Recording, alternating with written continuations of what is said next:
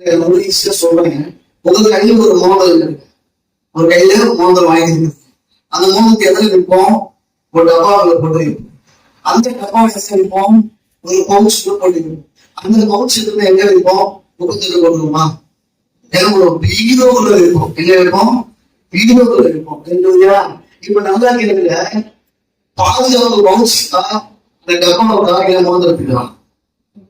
நான் சொல்றேன், ஆண்களுக்கு ரொம்ப நம்மளுக்கு பிடிச்சது மோதிரம், ஆண்களுக்கு பிடிச்சது ஆத்மா. இல்லையா?